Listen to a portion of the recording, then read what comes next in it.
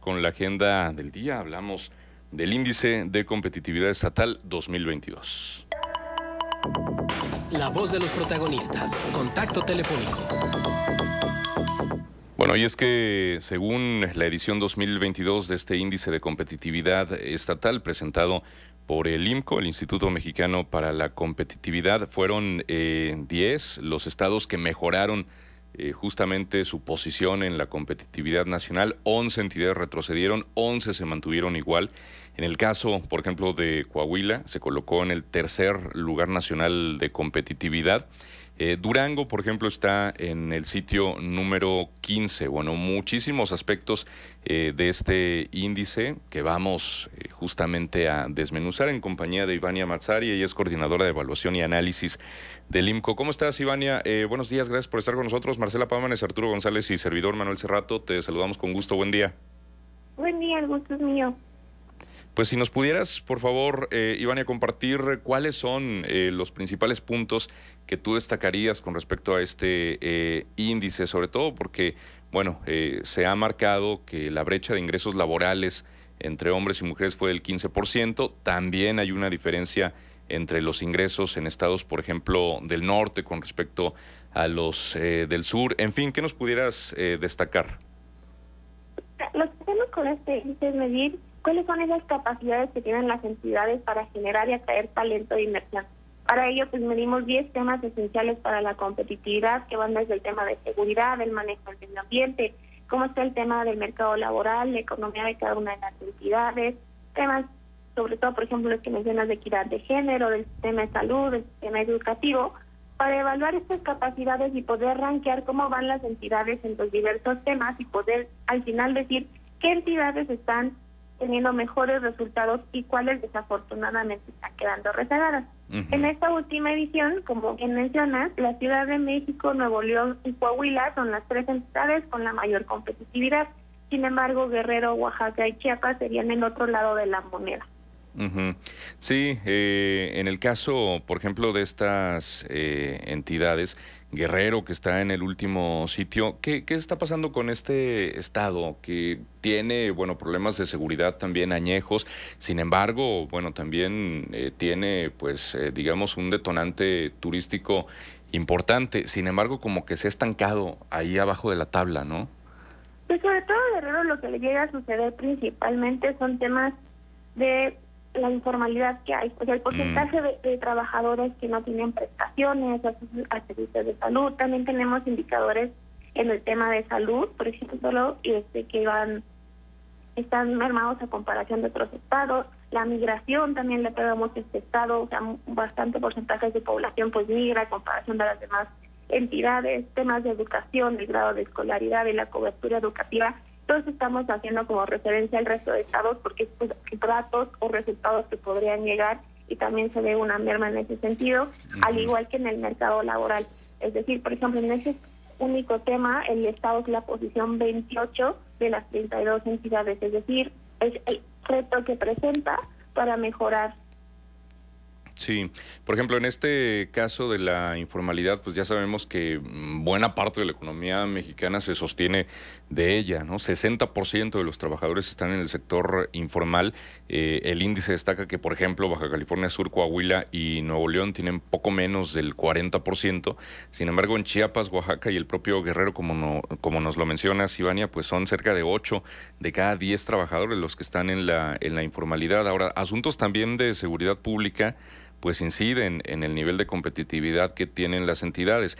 Se destaca, por ejemplo, el caso de Zacatecas, que dicen en el índice que tuvo un incremento del 38% en los homicidios dolosos, lo que fue uno de los factores que ocasionaran que tuviera un descenso del lugar 25 al 28. Es decir, obviamente la inseguridad pública es un inhibidor de la inversión o un desalentador de detonantes económicos. Sí, incluso también, por ejemplo, y hemos visto casos contrarios, si bien en Zacatecas han incrementado los homicidios, en Coahuila hemos visto una tendencia hacia la baja pequeña, pero es consistente en el tiempo. Por eso también es una de las decisiones, no tanto únicamente para abrir un negocio o para hacer estas inversiones muy grandes, que son importantes, sino también para la ciudadanía, para saber y se quiere seguir en la misma entidad o desafortunadamente porque las condiciones que ofrecen no son muy buenas, tiene que emigrar de la misma y buscar oportunidades en otro lugar.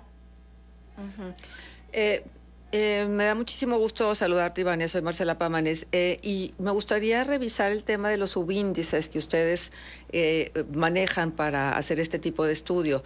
Uno de los subíndices son gobiernos eficientes y eficaces. ¿Cómo se mide la eficiencia y la eficacia de un gobierno? ¿Cuáles son los parámetros? Aquí lo que estamos viendo mucho es el tema, por ejemplo, de gestión. Lo que vemos es que tanta interacción hay entre la ciudadanía y el gobierno a través de medios electrónicos, es decir, como los servicios si son funcionales, rápidos y eficientes. Tenemos un indicador específico sobre el presupuesto, más que nada el tema de cómo se está presentando ante la ciudadanía, qué tan fácil es para cada persona poder saber en qué se están gastando los recursos y cómo se están gastando. También tenemos temas de gestión de recursos, como los ingresos propios, que tanto se depende de la entidad de las transferencias federales, temas de mejora regulatoria, cómo van los temas de los trámites, si se están haciendo más eficientes, si son menos burocráticos, se pierde menos tiempo, y temas también que tienen que ver con resultados. Muchas políticas que podrían hacer como facilitar el proceso para inscribir a trabajadores ante el IMSS o hacer más fácil ciertos trámites, se podrían ver reflejados en los temas de la informalidad en el trabajo. Ahora, cuéntame algo que me parece muy importante y además un referente para todos nuestros radioescuchas. ¿Cuál es la metodología que ustedes emplean para revisar? Es que estaba viendo, ustedes manejan 10 subíndices. Entonces yo supongo que es un trabajo arduo y con muy sistematizado para poder obtener los resultados. Cuéntanos la metodología y el aval entonces de un índice como el que generan ustedes. Pues nosotros lo que hacemos es estos 10 temas que sabemos que son fundamentales para la competitividad, que además de los que ya he mencionado tienen que ver con conectividad, con relaciones internacionales, es decir, con generación de conocimiento, patentes. Se definen los 10 temas y se buscan fuentes, unas prestigiosas y que tengan recurrente publicación para poder hacer una métrica. Este estudio se está levantando cada año para poder tener esta fotografía reciente de cómo van las entidades y si han visto mejoras o no. Y con ello lo que hacemos es, estas fuentes las automatizamos para definir, digamos, en el caso específico que acabamos de mencionar de gobiernos eficientes y eficaces, cuáles son esos temas esenciales que se deben de evaluar y cómo se traducen esto a cifras, porque al final de cuentas nosotros lo que hacemos es basar todo en evidencia, fuentes oficiales y públicas. De hecho, la mayoría de nuestros indicadores provienen, en este caso, de INEGI. Ivania Mazarí, coordinadora de evaluación y análisis del IMCO, te saluda Arturo González, buenos días. Buenos días. ¿Cuáles son los subíndices que más interesan a los inversionistas a la hora de revisar este índice de competitividad estatal 2022? Pues mire, lo que yo les diría es, más bien los 10 temas son esenciales, porque al final de cuentas uno podría decir, bueno, tal vez el tema económico o el tema de generación de conocimientos, si yo tengo una empresa que va a dedicarse a ese rubro, me interesa muchísimo. Sí. Pero también podríamos estar pensando pues que la seguridad y la calidad de vida que le voy a estar ofreciendo a mis trabajadores, al final de cuentas también es muy importante. Por eso cuando nosotros hacemos el ranking general, que es el que viene en nuestro boletín y es el ranking final, si bien no está desmenuzado por tema, lo que hacemos es que cada uno de los 10 temas pesa lo mismo, por el hecho de que son importantes y esenciales. Si en alguna entidad un tema es rojo o realmente no se está teniendo muy buenos resultados, al final está mermando el resto. Aunque te vaya muy bien en tu mercado laboral, si en el tema de seguridad no eres muy bueno, y posiblemente no estás generando la cantidad de empleos necesarios que podrías estarlo haciendo si tuvieras tu mayor potencial. Sí. Ahora, también hay un punto que me genera duda respecto a las dimensiones de los estados, es decir, hablar por ejemplo, de la competitividad en Coahuila, en un estado muy grande, con varias zonas económicas muy diferenciadas, con varias ciudades de cierto número de habitantes. Es diferente hablar de competitividad, por ejemplo, en una zona tan compacta, hablando en términos urbanos, como la Ciudad de México, o en estados en donde hay una sola ciudad importante y alrededor de ella una zona metropolitana como Nuevo León, ¿no? Es decir, luego, ¿cómo leer estas diferencias que existen en los estados a la hora de hablar de competitividad?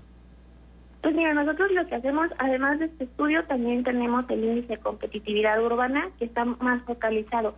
Pero al final de cuentas, nosotros lo que hacemos es estandarizar todos estos datos para que sí sean comparables, incluso con el tema de la infraestructura, al tener todo relativo a habitantes o todo relativo a cierta infraestructura, ayuda a que sea lo más comparable entre los estados. Además de eso, también hay que saber que la forma en la que hacemos las métricas están vinculadas a los tomadores de decisiones. Por ejemplo, en este índice evaluamos temas medioambientales, pero no tenemos temas como lo es las áreas verdes, que recaen más como una gestión del municipio que da esos derechos, y sí lo evaluamos en el índice urbano. Este es el panorama del Estado, que al finalmente el Estado lo que está haciendo es tener un gran porcentaje de lo que tiene que generar las ciudades que también contienen. Otros estudios son un poco más focalizados, pero este sí da un panorama muy bueno, incluso con esas diferencias que podríamos pensar que pues la Ciudad de México está un poco más concentrada, pero también tiene mucha más población, tiene otras dificultades. Esto sí lo hace relativo a que todos los estados estén medidos con la misma vara. ¿Qué consideran ustedes que hace que un estado sea más competitivo que otro de una manera ya más integral de acuerdo a todo esto que ustedes miden? ¿Qué es lo que ustedes notan de manera inmediata como investigadores que está haciendo un estado que tiene una mejor posición en el ámbito de la competitividad frente a otro que no la tiene? Pues algo que hemos notado sobre todo es el tema de la planeación de las estrategias. El ver resultados y darle seguimiento a estos temas con mucha antelación, es decir, tener el diagnóstico que pueden ser este tipo de estudios y planear cómo se van a hacer las métricas y se va a ir evaluando, darle seguimiento a la estrategia, ha sido uno de los resultados de que hemos visto que políticas públicas han podido no solamente avanzar más rápido, sino tener mejores resultados en menos tiempo.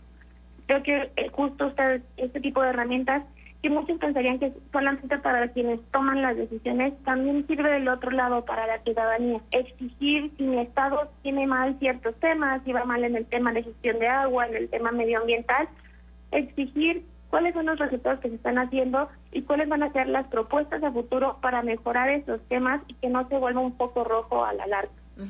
¿Qué tanto hacen caso o les interesa desglosar un estudio de esta naturaleza a los gobiernos de cada entidad? ¿Ustedes tienen una relación estrecha? ¿Les entregan personalmente los resultados? ¿Qué sucede después? Nosotros, como centro de investigación, lo que hacemos es hacer públicos todos estos resultados. Todo lo que les menciono, de boletas, el reporte, todas las cifras están disponibles en nuestra página de internet y les damos bastante difusión en todos nuestros medios, en todas nuestras redes sociales. Con eso, nosotros dejamos aún así la puerta abierta. Si alguien llega a tener una duda, si quiere tener alguna aclaración de cómo se mide cierta cosa, cómo se va evaluando, nosotros estamos abiertos a ese tipo de interacciones, pero como tal, nosotros más que nada queremos que esta herramienta sea para la ciudadanía, para que sepa cómo va su entidad y que sepa cuáles son esos temas que debe de tener pues la mayor visión de cómo van a la larga. Exacto. En el caso, por ejemplo, de Coahuila, Ivania, ¿qué es lo que se destaca como para que el Estado esté en el tercer lugar del índice? Pues mira, en dos temas le va muy bien, tiene que ver con el tema de seguridad. Hemos visto una reducción estable en el tema de homicidios, en el tema de las tasas delictivas. A otros estados solo está debajo de Yucatán en el tema de seguridad, y en el tema de aprovechamiento de las relaciones internacionales, la inversión extranjera directa que obtiene y la exportación de mercancías que genera, pues lo ubica en esta muy buena posición. Sin embargo, solamente por mencionar un tema que podría mejorar, es el tema de la deuda, donde esos porcentajes que presentan tanto de PIB como de participaciones federales, pues es muy alto a comparación de los otros estados, si se empezara a trabajar en ese tema un poco más rápido, podría verse una mejora mayor. Sí, efectivamente es un tema lo del endeudamiento del Estado. Ahora, en lo que ustedes proponen, las oportunidades laborales y calidad de empleo que están ligadas a la competitividad y que entonces se tendrían que identificar, por ejemplo, las raíces de la informalidad en cada región, adoptar también prácticas para atraer el talento de más mujeres, la reforma en el sistema de seguridad social para reducir costos que las empresas enfrentan, también generar un entorno de negocios en condiciones propicias para la inversión en el país. Son las propuestas, digamos, que plantea este informe. En el caso, por ejemplo, de la atracción de talento de las mujeres, eso me parece fundamental, porque también señalaban una brecha de ingresos laborales por género de 15%. O sea, un hombre recibe 100 pesos por su trabajo, mientras una mujer por el mismo recibe 85. Claro que hay estados donde esta brecha pues es más o menos amplia, pero justamente la incorporación de la mujer al mercado laboral y que vaya teniendo pues mayores oportunidades de desarrollo. ¿Qué nos podrías decir sobre este asunto en particular, Ivania? Pues igual que muchos otros datos que hemos visto, pues existen estas grandes diferencias entre el norte y el sur. En específico, también algo que estamos notando es que algunas entidades han logrado reducir un poco la brecha salarial de género, esta diferencia que mencionabas entre los ingresos, pero no han logrado ingresar a más mujeres a la actividad económica. O sea, el porcentaje de la población económicamente activa, que son mujeres, sigue por debajo de la mitad, que es como el porcentaje natural de esta tasa, ¿no?, en la población. Sin embargo, pues hemos visto que otros temas se han avanzado un poco. Lo que sí quisiéramos es que estos pequeños avances también se conserven. Estas brechas que se han llegado a cerrar, pese a que otros indicadores hemos notado que se han vuelto a abrir, esto no le suceda a temas de equidad de género. Muy bien. Pues, Ivania, muchísimas gracias por estar con nosotros, por ofrecernos este panorama más amplio del informe. La invitación para la ciudadanía a que lo consulte, a que lo descargue. Sí, todo esto junto a una boleta donde se puede ver de forma más rápida cuáles son estos buenos temas en los que se está avanzando y cuáles desafortunadamente se está quedando rezagado, están disponibles en www.imco.org.mx. Muy bien. Ivania, te agradecemos muchísimo, como siempre, estar con nosotros aquí en este espacio. El gusto es todo mío. Gracias. Hasta luego. Es Ivania Mazzari, coordinadora de evaluación y análisis del IMCO sobre el Índice de Competitividad Estatal 2022, que efectivamente se puede consultar, descargar de forma gratuita, acceder al micrositio desde la página imco.org.mx, y de allí parte la pregunta del día.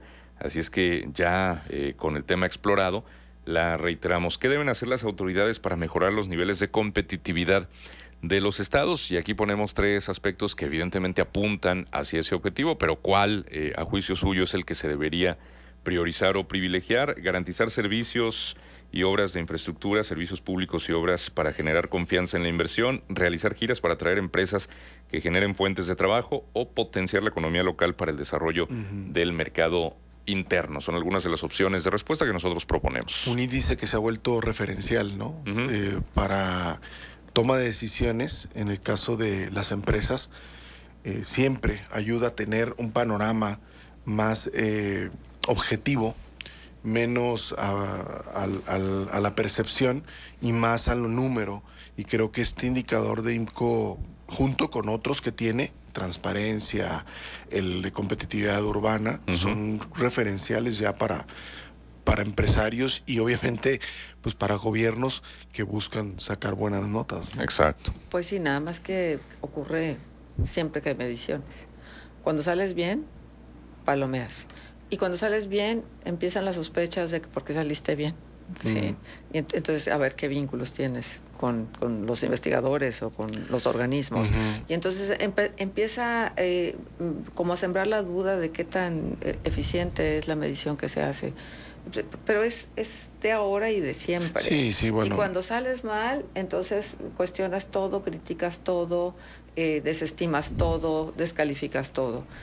En lugar de saber exactamente dónde estás parado, porque es el diagnóstico elemental para saber a dónde vas. Sí, fíjate que eso que mencionas es bien interesante, porque por un lado están aquellos gobiernos que se esmeran por tener la buena nota, ¿no?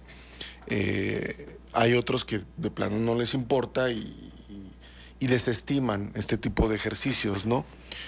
Sin embargo, también hay que ponerlo en su justa dimensión. O sea, salir bien en un indicador no lo es todo. O sea, es una parte de una realidad. Son cartas de recomendación. Exactamente, pero hay toda una serie de valoraciones. Es decir, no creo, francamente, que ningún empresario internacional tome una decisión basado exclusivamente en un indicador. Sí, no. Probablemente va a tomar como referencia ese y otros tantos más, y habrá de hacer sus propias mediciones o sus propias observaciones, ¿no? Tampoco se trata de que un gobierno básicamente opere solo para salir bien en los indicadores, pues no, tampoco es lo sano, pero sí son referenciales, como, tal cual, ¿no?